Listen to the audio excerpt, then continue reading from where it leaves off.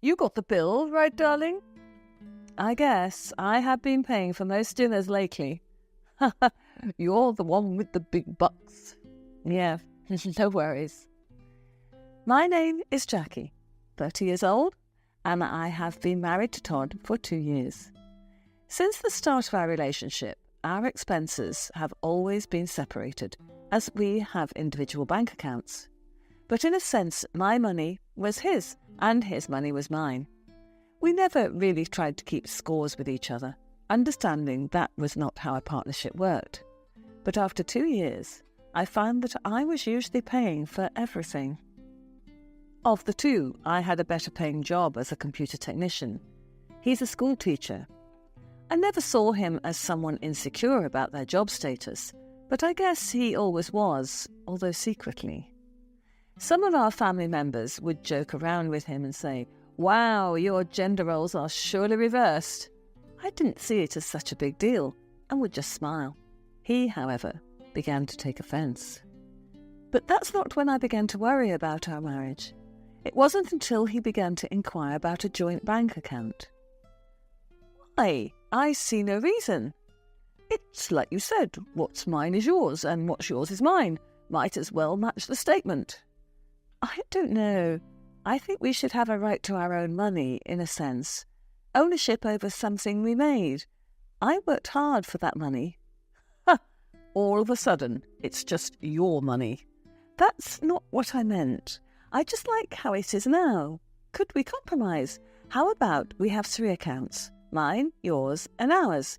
We both put a little bit in the joint each week. Well, how much?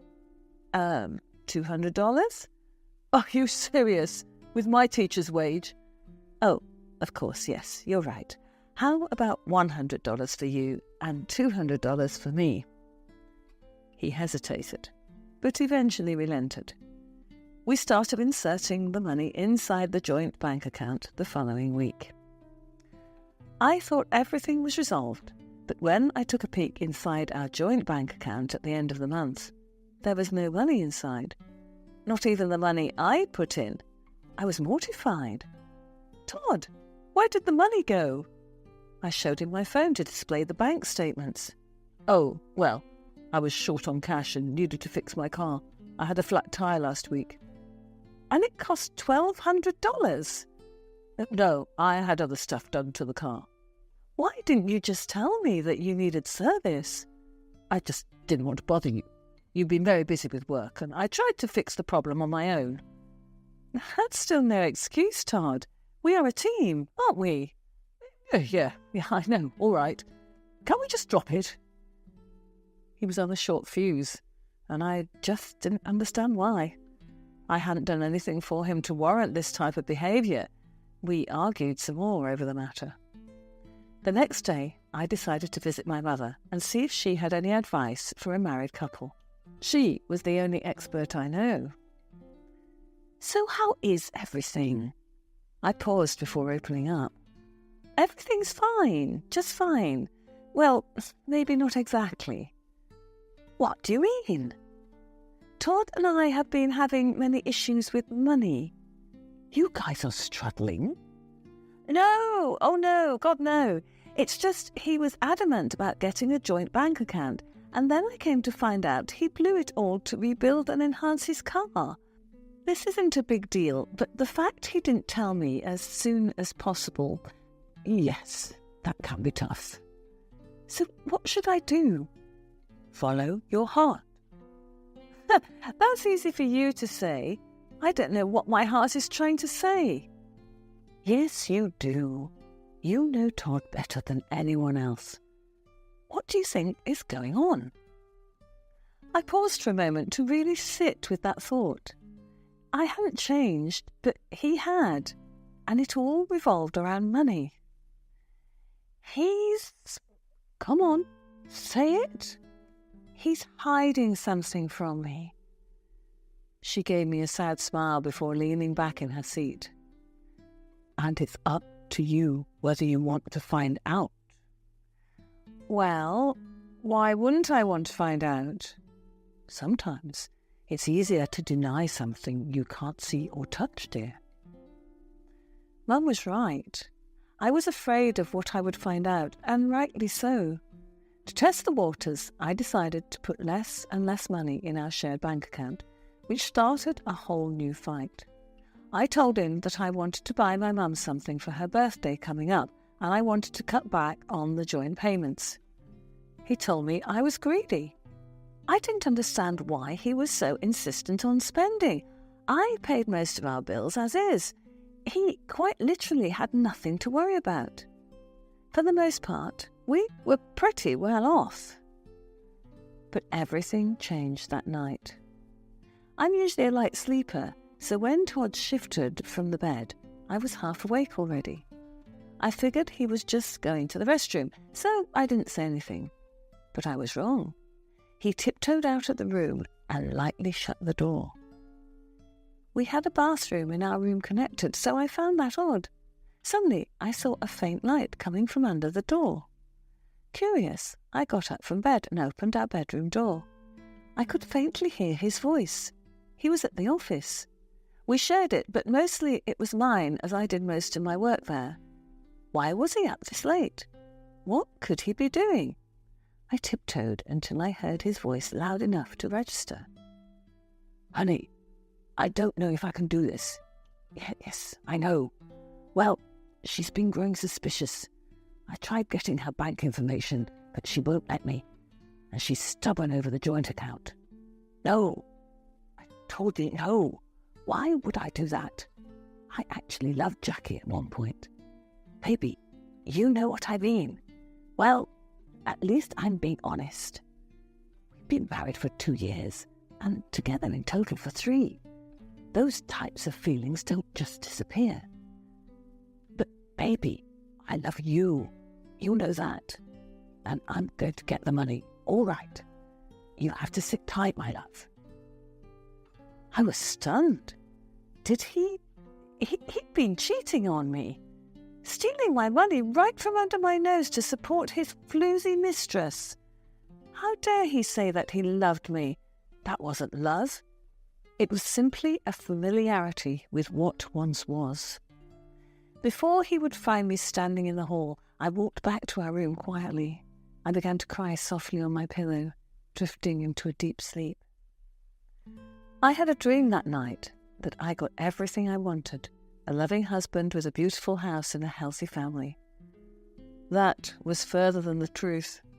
I wanted to confront him in the morning when I woke up. I was too upset and in shock to say anything the night before. However, as suspected, he had left for work. As I was getting ready for the day, doing my morning routine, I began to think, if he really wanted the money, I would give it to him. He'd see what money could do to a person. I decided to devise a plan to set him up for massive failure. All I needed was a safe and some fake, believable money. It was easy to buy a safe, but finding legitimate counterfeit bills is another thing. That day, I did some searching and found a site with counterfeit bills. I ordered as many as I could.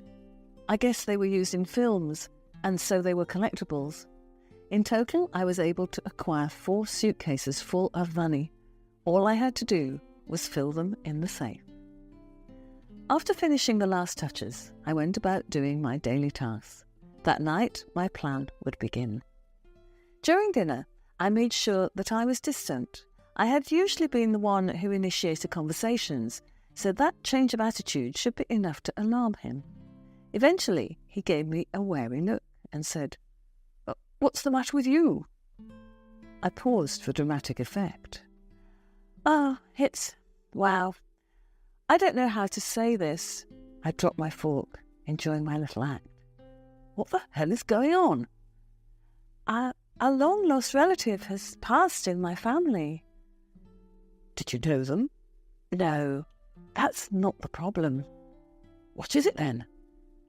I don't know why, but they gave me almost $1 million in inheritance, and I don't know how to feel about it. Todd's face went pale. Did you say $1 million? I nodded. Jesus Christ, do you know what you could do with that type of money? That's not the point. Should I donate some? Give some to charities? I could maybe invest in a few stocks. Are you crazy? This is our money. We need to keep it within these walls. But I do like the stock idea. I'm filthy rich. We? Huh? We are filthy rich. Oh, yes, of course. Where's the money? You need to put it in our joint bank account immediately. I can't. Well, why the hell not? I got it in cash. It was shipped this morning. He begged me to show him where it was, so I took him to the closet where the boxed safe sat. What's the code? Your birthday. Wow, this is amazing. For the rest of the night, he was rather sweet with me. In fact, I should say the rest of the week. He rarely spoke about money anymore. Maybe there was a chance, a slither of hope, that he wouldn't leave me for her. I went to Mum's house sometime the following week and told her everything that happened. Are you nuts? No, Mum, I think it was a good idea. I mean, he hasn't talked about money for almost 2 weeks now, and he's been paying for nearly all the meals. Honey, this is going to backfire. If he changes his ways, he expects the money to be real. It's not. So how will you tell him that the cash in the safe is fake? I mean, I'm not going to lie.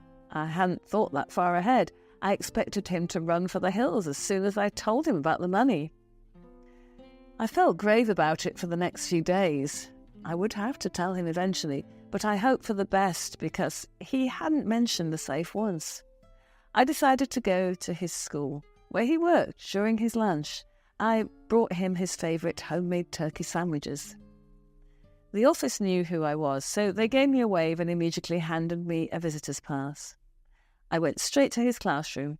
I didn't bother knocking, so I just walked right in. Todd was sitting there, smiling so wide I could see every tooth. Standing only a few feet away from him was a young woman. Todd's eyes flashed in my direction. His smile immediately dropped. Oh, honey, what are you doing here? I just came and brought you lunch. Is this a bad time? I looked between the woman and my husband. I felt extremely awkward at this moment. Why are they alone together? Is she the other woman? No, of course not. Jackie, this is my co-worker, Mila. Hello, Jackie. She had a Russian accent. Hi. She left immediately after, and I was left with my husband. Was she his mistress? I mean, she was tall and beautiful from head to toe. I couldn't help but feel self-conscious. This is what I had to work with. I sat opposite from Todd, and we ate silently until I said, So, do you have lunch with Mila often? Oh, no, of course not. She was just popping by to talk about another student who's been having math problems and wanted my input. Why did she have to ask you? I don't know. Why didn't you ask her? Besides, she's leaving at the end of the month. Why? Her work visa is expiring, and she'll have to go back to her home country to settle there. I couldn't help but give a small smile. Maybe he broke things off with her, and they were saying their goodbyes. This whole safe thing wasn't such a great idea after all. My mum was right. I was going to have to come clean with Todd. The whole day, I thought over any explanation that was best suited. Tomorrow was going to be Saturday, so I thought of making a hefty breakfast with all his favourites and breaking the news. I was extra sweet with him the entire Friday. I went to sleep and woke up feeling colder. I looked to my side and I didn't see Todd, which I found strange because I was a light sleeper, or at least I thought I was. I tended to wake up with him or before him. Nevertheless, I got up from bed, expecting him to be in the kitchen brewing coffee, but he wasn't there. Suddenly, I felt sick to my stomach. I ran upstairs and went straight to my closet. The safe was gone entirely, with only a small piece of paper in its place. I picked it up from its spot It read, "Dear Jackie, I'm sorry I did this to you. You don't deserve this, but I'm in love with someone else. I think you've known for a while now. Mila and I ran off together, and to live the life we both want, we took the money. Don't come looking for me, because we are long gone now.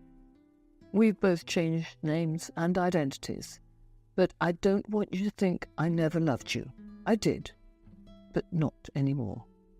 I know it's tough to hear that, but it's true. From Todd." I crumpled the piece of paper up and tossed it in the corner of the closet. How stupid of me to think he'd stop cheating on me. He never did. He was just waiting for the last moment. I assumed they went to Russia and planned to live there with their so-called secret identities. They would have to go to a Russian bank to transfer the money into whatever currency Russians use. It was only a matter of time before they realised the money was fake. I went over to my mum's house and she consoled me the best she could, but I knew this was only the beginning of my healing process. Several days later, I got a phone call from out of the country, Russia, to be exact. I was tempted to leave the phone ringing, but decided against it. I'll pay the fee. A robotic voice asked if I wanted to accept this call. I said yes. "Hello? Jackie, I need your help, please. They're holding me in prison. The money you had in the safe was fake. Your distant relative was trying to set you up." "No, they didn't." "What? What do you mean? They gave it to you to set you up." "No, Todd. I set you up." "What?" "Todd, do you really think I am that dumb? I knew you were cheating on me. This is what you get. Karma." "What? You son of a..." Before he could finish his sentence, I hung up. I got lawyers just in case I was dragged into this mess, but fortunately for me, I was never contacted again. The police in Russia didn't believe Todd's story, and because he and his mistress faked their identities, it wasn't looking good for him. Luckily for me, I never heard or saw him again. Now I'm dating and living my best life. What do you guys think of my story? Was I too naive to have hoped that Todd would change for me? Let me know in the comments below, and don't forget to give us a like.